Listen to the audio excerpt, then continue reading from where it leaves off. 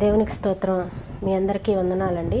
ఈరోజు దేవుని వాగ్దానము అపోస్తుల కార్యములు 27వ అధ్యాయము 44వ వచనము. కడమవారిలో కొందరు పలకల మీదను కొందరు ఓడచెక్కల మీదను పోవలెనని ఆజ్ఞాపించును. ఇలాగు అందరూ తప్పించుకొని దరిచేరిరి. ఈ అపోస్తుల కార్యములు 27వ అధ్యాయంలో పౌలు గారు, అపోస్తులైన పౌలు అనే ఒక వ్యక్తి ఒకప్పుడు దేవుని సంఘాన్ని, దేవుని ప్రజలను ఎంతో హింసించిన వ్యక్తి. అయితే ఆకాశం నుండి దేవుని దర్శనాన్ని పొందుకొని దేవుని స్వరాన్ని విని అప్పటి నుంచి మారుమనసు పొంది దేవుని కోసం పరితపిస్తున్న వ్యక్తి.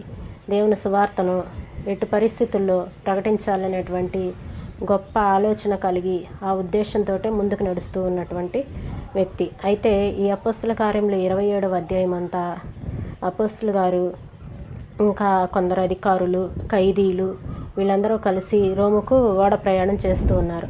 ఆ ఓడ ప్రయాణము చాలా సాహసోపేతమైన ఓడ ప్రయాణం. ఆ ఓడ ప్రయాణంలో జరిగినటువంటి సంగతులు మనకి ఇక్కడ అపోస్తుల కార్యములు 27వ అధ్యాయంలో కనబడతాయి. మానవ జీవిత కథలో విశ్వాసపు వెలుగు నీడలన్నీ పౌలు చేసిన ఈ తుది ప్రయాణపు జయాపజయాల్లో ప్రతిబింబిస్తుంటాయి. ఈ అద్భుత గాథలోని విశేషం ఏమిటంటే, ఇందులో ఎదురైన ఇబ్బందులన్నిటినీ దేవుని అదృశ్య హస్తపు ఛాయలు అల్లుకుపోయి కనిపిస్తూ ఉంటాయి.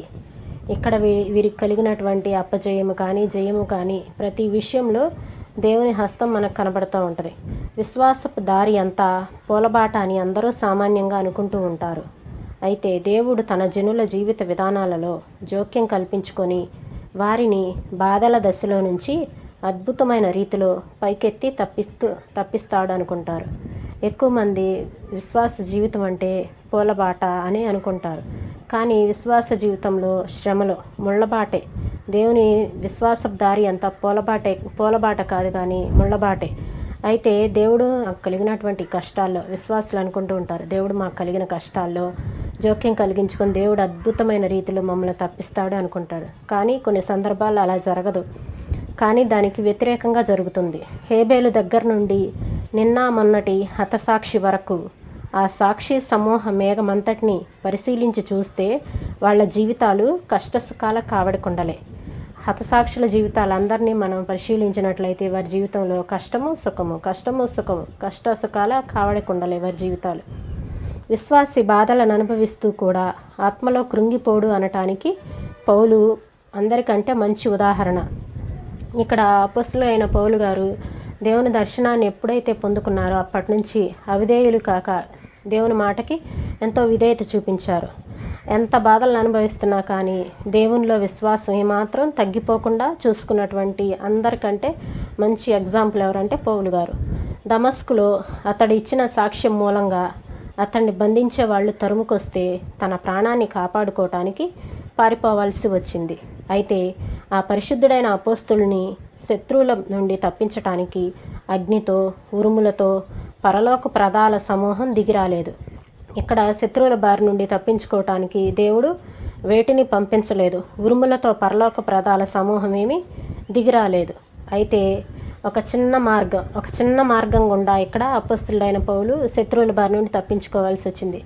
ఏంటంటే ఆ చిన్న మార్గం, ఒక చిన్న గంపలో అపోస్తులుడైన పౌలు గారిని పెట్టి అతన్ని ఒక కిటికీలో నుంచి విశ్వాసులు బయటికి గోడ దాటి కిందకి దిగటానికి సహాయం చేశారనమాట. అదొక చిన్న సహాయం జరిగింది. శత్రువుల ద్వేషాన్ని అంతటినీ తప్పించుకోవటానికి ఒక చిన్న సహాయం మాత్రమే వచ్చింది. ఇక్కడ పాత బట్టలు వేసుకునే బుట్టలో కూరగాయల్లాగానో మురికి బట్టల్లాగానో ఆ క్రీస్తు సేవకుణ్ణి బుట్టలో పెట్టి కిటికీలో గుండా దించి లజ్జాకరమైన పరిస్థితుల్లో శత్రువుల ద్వేషాన్ని తప్పించుకునేందుకు పంపించేయాల్సి వచ్చింది. ఒక్కోసారి శత్రువు ఎదురుగా వస్తే పోరాటం చేయకుండా చిన్న మార్గం గుండా తప్పించుకోవటానికి దేవుడు సహాయం చేశాడు. మన జీవితాల్లో కూడా అంతే. శత్రువులు మనకు ఎదురుగా ఎవరైనా మనుషులలో అపవాది ప్రభావం ఉండి వారు మన మీద ఎదురుదాడికి దిగుతూ ఉంటే దేవుడు చిన్న మార్గాల నుండి వాటి నుంచి తప్పించుకోవటానికి సహాయం చేస్తూ ఉంటారు. అలానే ఇక్కడ పౌలు గారిని కూడా ఆ శత్రువులను డైరెక్ట్గా ఎదుర్కోకుండా ఒక చిన్న గంపలో వారిని ఉంచి ఒక కిటికీలో నుంచి ఆ గోడ మీద నుంచి క్రిందకి దూకటానికి ప్రభు సహాయం చేశారు. పౌలు ఒంటరిగా చీకటి కోపాల్లో నెలల తరబడి ఉన్నాడు. తాను ఆశతో ఎదురు చూసిన సమయాల గురించి, ఉపవాసాల గురించి, స్నేహితులు ఏకాకిని చేసి వెళ్ళిపోవటాలు, క్రూరమైన దెబ్బలు తినటము, వీటన్నిటిని గురించి అతడు చెప్పాడు.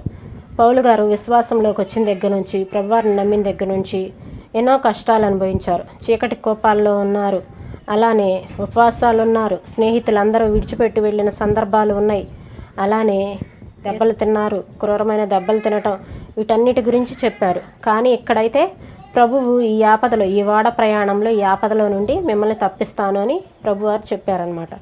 చంపేయాలని ఆ తుఫాను రేగిన సముద్రంలో కొట్టుకుపోవలసి వచ్చింది. ఇక్కడ దేవుడు ఏం చెప్పారంటే క్షేమంగా గమ్యస్థానానికి చేరుస్తానని చెప్పారు. చెప్పిన తర్వాత కూడా మళ్ళీ ఒక తుఫాను రేగింది, సముద్రంలో కొట్టుకుపోవలసి వచ్చింది. అలాంటి పరిస్థితులు వచ్చినాయి. చంపేయాలని చూస్తున్న సైనికులు జాగ్రత్తగా కనిపెట్టి చూడవలసి వచ్చింది. సైనికులు కూడా చంపాలని అనుకున్నారు. అలాంటి పరిస్థితుల్లో కూడా కనిపెట్టి చూడాల్సి వచ్చింది. చివరికి ఆ ఓడలో నుండి బయటపడే సమయం వచ్చినప్పుడు ఆ మహాత్ముడిని తీసుకెళ్ళటానికి ఏ నావా అందులో లేదు. చివరికి కార్యములు 27వ అధ్యాయం మొదట్లో చూస్తే ఓడలో ఎవరెవరు ప్రయాణం చేశారంటే శతాధిపతి అయిన యూలి, శతాధిపతి 100 మందికి అధిపతి, శతాధిపతి అయిన యూలి, అలానే అరిస్తార్కు అనే వ్యక్తి, ఇంకా కొంతమంది ఖైదీలు, వీరందరూ కలిసి ప్రయాణం చేశారు. అయితే వీరందరూ కలిసి ప్రయాణం చేస్తూ ఉన్న పౌలు వారిని దేవుని ద్వారా తెలుసుకొని దేవుడు సురక్షితం కాదు, అంత క్షేమం కాదు అని పౌలు వారిని హెచ్చరించినా కానీ ఆ ఓడ నావికుడు ఆ మాట వినలేదు. ఆ మాట వినకుండా ముందుకు వెళ్ళేసరికి అక్కడ ఎంతో కష్టం వచ్చింది. అక్కడ గాలి ఎదురొచ్చింది. ఆ గాలికి ఆ సముద్రంలో ఓడ కొట్టుకొని పోయే పరిస్థితులు ఎదురైనాయి. ఇక ఆ ఓడలో ఉన్నటువంటి సామాన్లు, ఆ సరుకులన్నీ కింద పడేసి సముద్రంలో పడేసి వెళ్తూ ఉన్నారు. అలాంటి పరిస్థితి, ఎంతో సాహసంతో కూడినటువంటి పరిస్థితి. అయితే చంపేయాలని చూస్తున్న సైనికులను జాగ్రత్తగా కనిపెట్టి చూడవలసి వచ్చింది. చివరికి ఆ ఓడలో నుండి బయటపడే సమయం వచ్చినప్పుడు ఆ మహాత్ముని తీసుకెళ్ళటానికి ఏ నావా అందుబాటులో లేదు. ఇక్కడ యూలి అనే వ్యక్తి పౌలు గారికి అనుకూలంగా పౌలు గారిని తప్పించాలి అనే ఉద్దేశంతో ఆ ఓడని చివరికి దరిచేరే సమయానికి మీరు తప్పించుకొని వెళ్ళిపోండి అని చెప్తారు. తప్పించుకొని వెళ్ళిపోండి అన్నప్పుడు పౌలు గారిని తీసుకుని వెళ్ళటానికి ఏ నావా ఎదురూ లేదు. అయితే అలాంటి పరిస్థితులు ఎలా వెళ్ళారంటే ఎగసిపడుతున్న అలలను నిమ్మళింప చేయటానికి ఏ దేవత ఆ నీటి మీద నడిచి రాలేదు. అద్భుత కార్యాలు, సూచనలు కూడా ఏమీ జరగలేదు. కానీ ఒకడు తేలుతున్న కొయ్య దొంగను, మరొకడు విరిగిపోయిన చెక్క పలకను పట్టుకొని ఒడ్డుకి చేరవలసి వచ్చింది. ఏమీ దొరకని వాళ్ళు పళ్ళ బిగువున ఈదుకుంటూ పోవలసి వచ్చింది. ఇక్కడ ఏమీ దొరకలేదు. ఒక్కొక్కరు ఎలా వచ్చారో మనకి ఇక్కడ కనపడుతుంది. ఒకరేమో కొయ్య దొంగను, మరొకరేమో విరిగిపోయిన చెక్క పలకను పట్టుకొని ఒడ్డుకు చేరాల్సి వచ్చింది. ఇలా ఈదుకుంటూ రావాల్సి వచ్చిందనమాట. మన జీవితాల్లో కూడా అంతే. దేవుడు వ్యవహరించే విధానం ఇదే. దైనందిన జీవితంలో సాధారణంగా ఎదురయ్యే సమస్యలతో సతమతమయ్యే ప్రజలకి సహాయ స్వార్థ ఇదే. అనుదిన సమస్యలకు ఆచరణయోగ్యమైన విధానం కూడా ఇదే. దేవుని వాగ్దానాలు, దేవుని లీలలు మనలను దినదినము మనకెదురయ్యే సామాన్యమైన ఇబ్బందుల పరిధి నుండి బయటకు తీసుకుని రావు. దేవుని వాగ్దానాలు కానీ, దేవుని లీలలు కానీ, ఇలాంటివన్నీ మనకి ప్రతిరోజు ఎదురయ్యేటువంటి ఈ పరిస్థితుల నుంచి బయటకు తీసుకొని రావు. ఎందుకంటే ఆ పరిస్థితుల నుంచి బయటకు తీసుకొని వస్తే మన విశ్వాస స్థాయి పెరగదు. ఎందుకంటే ఇబ్బందుల వల్లనే మన విశ్వాసం పరిపక్వమయ్యేది. దేవుడు మన అనుదిన జీవితపు అనుభవాల అల్లికలోనే తన ప్రేమ కృపల పసిడి దారాలను పెనవేస్తూ ఉంటాడు.